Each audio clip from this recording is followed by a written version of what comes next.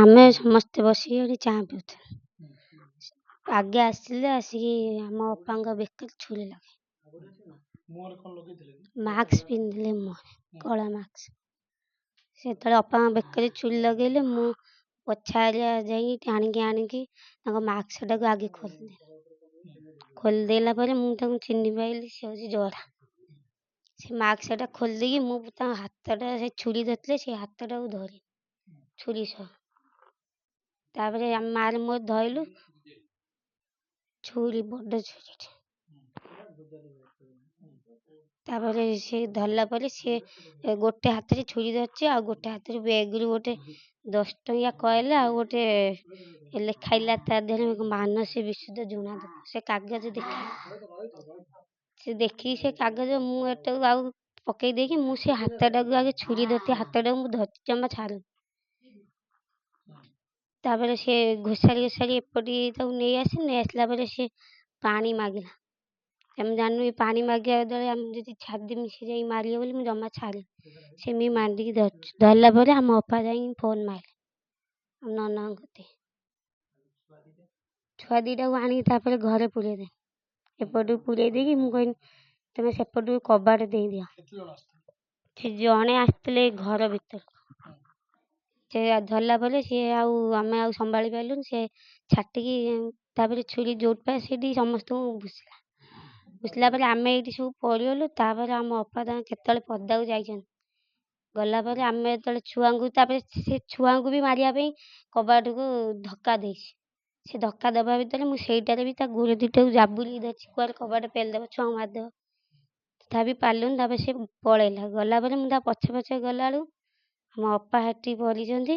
ତା ପିଛେ 2ଟା ଲୋକ ଦୌଡ଼ୁଛନ୍ତି ଛୁଆ। ଆମେ ତାଙ୍କୁ ଚିହ୍ନି ପାରିଲୁ। ସେ ଦୌଡ଼ି ଗଲେ ନା ପଛାରେ ଆମେ ତାକୁ ଦେଖିଲୁ। ଆମେ ନ୍ୟାୟ ଚାହୁଁଛୁ। ଯିଏ ମୋ ଅପାକୁ ମାରିଛି ତାକୁ ଫାଶୀ ହେଇଯାଉ ନହେଲେ ମର୍ଡର କରିଦେବୁ। ପରଦିନ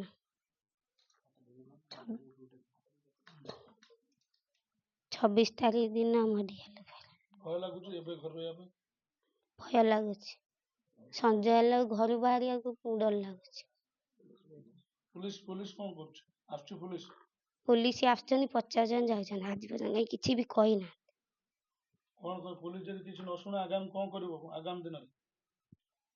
ପୋଲିସ କିଛି ନ ଶୁଣିଲେ ଆମେ ତାକୁ ପାଇଲେ ଆମେ ମାରିଦେବୁ। ଆମେ ତ ଏଠି ଦେଖିନାଉ କିଛି।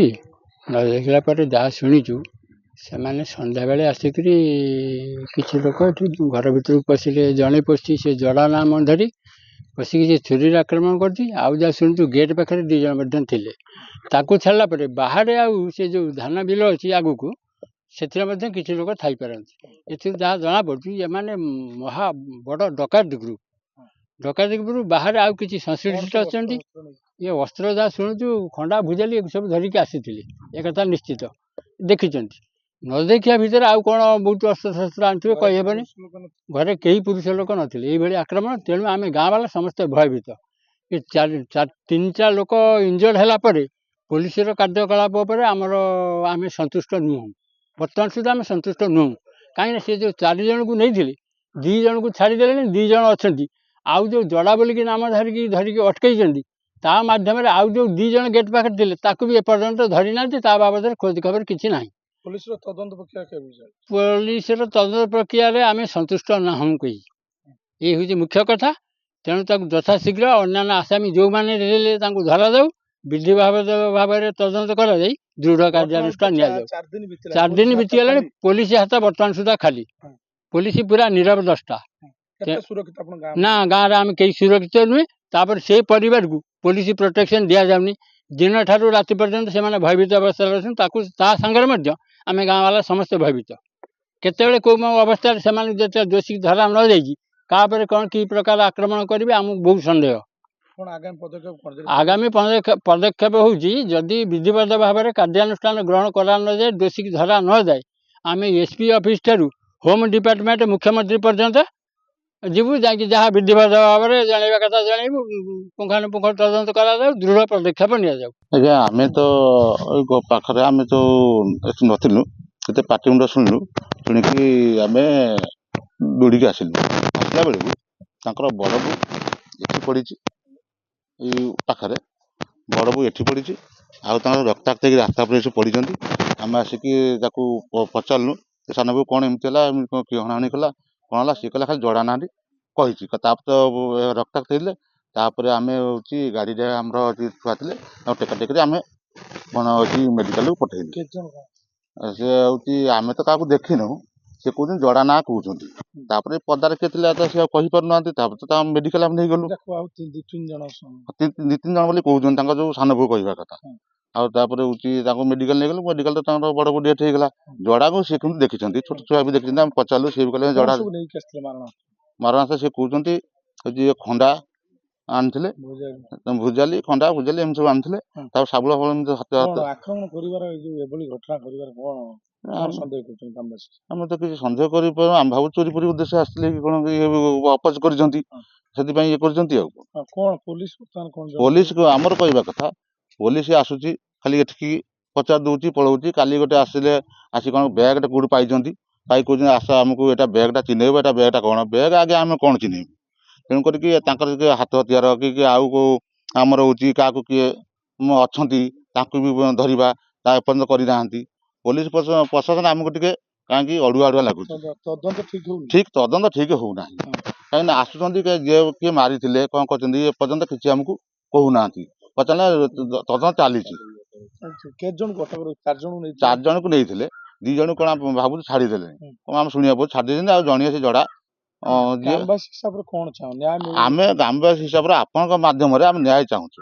ଆମକୁ ଆପଣମାନେ ଟିକେ ଆମକୁ ନ୍ୟାୟ ଦିଅନ୍ତୁ। ଆମେ ଦେଖୁଛୁ ପୋଲିସ ଯୋଉଭଳି ଢିଲାପଣ ଆପଣେଇଛି, ଆଗାମୀ ପଦକ୍ଷେପ ଗ୍ରାମବାସୀ ମାନଙ୍କର କ'ଣ? ଆମେ ଯଦି କିଛି ଆମେ ଦେଖୁଛୁ ଆପଣମାନଙ୍କ ଯଦି ନ ହୁଏ, ଆମେ ଆଗାମୀ ଦିନରେ SP ଅଫିସ ଘେରାଉ କରିବୁ ବୋଲି ଯୋଜନା କରୁଛୁ। ଆମେ କିଛି ଜାଣିପାରୁନୁ କ'ଣ ସେ ରହସ୍ୟ, କ'ଣ ପାଇଁ ସେ ମାଇଲା। ତଥାପି ମୋ ସ୍ତ୍ରୀ ମୋତେ ଫୋନ୍ କଲା ଠିକ୍ 6ଟା 48ରେ, କହିଲେ ହେଉଛି ଜଡ଼ା ଆସିକି ଆମକୁ ଛୁରୀ ଦେଖାଉଛି, ଆଉ ତମେ ଜଲ୍ଦି ଘରକୁ ଆସ। ଆଉ ହୋ ହାଲ୍ଲା ବହୁତ କନ୍ତି ଛୁଆ ମୋର ହେଉଛନ୍ତି। ମୁଁ ଏତିକି ଶୁଣିକି ମୁଁ ପୁରା ବ୍ୟସ୍ତ ହେଇକି ଗାଡ଼ି ଧରିକି ବାହାରିକି ପଳେଇ ଆଇଲି। ଆସିକି ମୋତେ 10 ମିନିଟ୍ ଭଳିଆ ଲାଗିଲା। ଆସିକି ଦେଖିଲା ବେଳକୁ ରକ୍ତ ଜୁଡ଼ୁବୁଡ଼ୁ ହେଇଛନ୍ତି 3 ଜଣ ଯାକ। ମୋ ସ୍ତ୍ରୀ ଗେଟ୍ ବାହାରେ ପୁରା ରକ୍ତ ଜୁଡ଼ୁବୁଡ଼ୁ ହେଇକି ବାଲି ଉପରେ ପଡ଼ିଛି। ଆଉ ଆମ ସାନ ବୋଉ ଯିଏ ସେ ଘର ଭିତରେ ଛୁଆଙ୍କ କତିରେ ଅଛନ୍ତି, ମୋ ମାଆ ଯିଏ ମୋ ଗାଡ଼ି କତିରେ ଠିଆ ହେଇଛନ୍ତି। ଏତିକି ଦେଖିକି ମୁଁ ବହୁତ ମୁଁ ବି ବହୁତ ଭୟଭୀତ ପୁରା ହେଇଗଲି। ଜଡ଼ା ବଳିପୁର ନାମକ ଜଣେ ବ୍ୟକ୍ତି, ବଳିପୁର ଗ୍ରାମର ଜଣେ ବ୍ୟକ୍ତି। ସିଏ ମୋ ଦୋକାନରେ ସେ 3 ମାସ ଭଳିଆ କାମ କରିଥିଲା, ପ୍ରାୟ 3 ବର୍ଷ କି 4 ବର୍ଷ ତଳେ। କାର୍ଯ୍ୟକଳାପ ବହୁତ ଭଲ ଥିଲା, ସେମିତି କିଛି ନଥିଲା। ତଥାପି ଜଡ଼ା ତ ଆମେ ଟିକେ ବିଶ୍ୱାସ ବେଶୀ କରୁ, ଜଡ଼ା କାଲା କି ମାନେ ସଚୋଟ ଥାନ୍ତି ବୋଲି। ସ୍ତ୍ରୀ କହିଥିଲେ ଜଣେ ଭିତରକୁ ଆସିଥିଲା, 2 ଜଣ ବାହାରେ ଥିଲେ। ସ୍ତ୍ରୀ କହିଥିଲେ, ମୋ ଝିଅ ବୋଉ କହିଥିଲେ, ମୋ ମା ବି କହିଥିଲେ। ଆଉ ଜଡ଼ା ଭିତରକୁ କେବଳ ଆକ୍ରମଣ କରିକି ବାହାରକୁ ଯାଇଛି। ମୋ ସ୍ତ୍ରୀ ପଦାକୁ ଗଲା ପରେ ତାକୁ ଆଉ 2 ଜଣ ବ୍ୟକ୍ତି ପଛପଟୁ ହାଣିକି ଦୌଡ଼ିକି ପଳେଇଲେ। କିଛି ସନ୍ଦେହ ମୁଁ ଜାଣିପାରୁନାହିଁ। ପୋଲିସ ତା କାର୍ଯ୍ୟ କରୁଛି, କିନ୍ତୁ ଟିକେ ଢିଲାପଣ କାମ କରୁଛି। 4 ଦିନ ତ ହେଇଗଲାଣି। ସେ ଖାଲି ସେ 2 ଜଣଙ୍କୁ ରଖିଛନ୍ତି, ଜଡ଼ା ଆଉ ତା ଭାଇ ଯିଏ ସେ ରଖିଛନ୍ତି। ଆଉ 2 ଜଣଙ୍କୁ ଯେଉଁ ଆଣିଥିଲେ ତାଙ୍କୁ ଛାଡ଼ି ଦେଇଛନ୍ତି। ଆଉ ଯେଉଁ 2 ଜଣ ଯେଉଁ ଦାଣ୍ଡିଆ ମାରିକି ପଳେଇଥିଲେ ସେ ଏପର୍ଯ୍ୟନ୍ତ ଧରା ପଡ଼ିନାହାନ୍ତି, କି ତାଙ୍କ ଭୁଜାଲି କିମ୍ବା ଛୁରୀ ସେ କିଛି ଏପର୍ଯ୍ୟନ୍ତ ଆମକୁ ଦର୍ଶାଇ ନାହାନ୍ତି କି ମିଳିଛି। ଭାବୁଛନ୍ତି କି ୟାଦ୍ୱାରା ବଡ଼ କିଛି ହାତ ରହିଛି ଯେ ନିଶ୍ଚିତ ଅଛନ୍ତି। କିଏ ନହେଲେ ଜଡ଼ାକୁ ଭିତରକୁ ପଠେଇବାର, ଜଡ଼ା ସବୁ ଜାଣିଛି। ଆମ ଘର ଦୁଆର ମୁହଁର ସବୁ କୋଉ କୋଟି ଗଲେ ଜିନିଷଟା ଠିକ୍ ଆକ୍ରମଣ କରିହବ, ସେମାନେ ବାହାରେ ଥିଲେ। ତାଙ୍କ ପଛରେ କିଛି ନା କିଛି ନିଶ୍ଚିତ ନ୍ୟାୟ ତ ଚାହୁଁଛି, କିନ୍ତୁ ନ୍ୟାୟ ଆପଣଙ୍କ ମାଧ୍ୟମରେ କେମିତି ନ୍ୟାୟ ମୋତେ ମିଳିବ, ସେଇ ମୋର ଆଶା।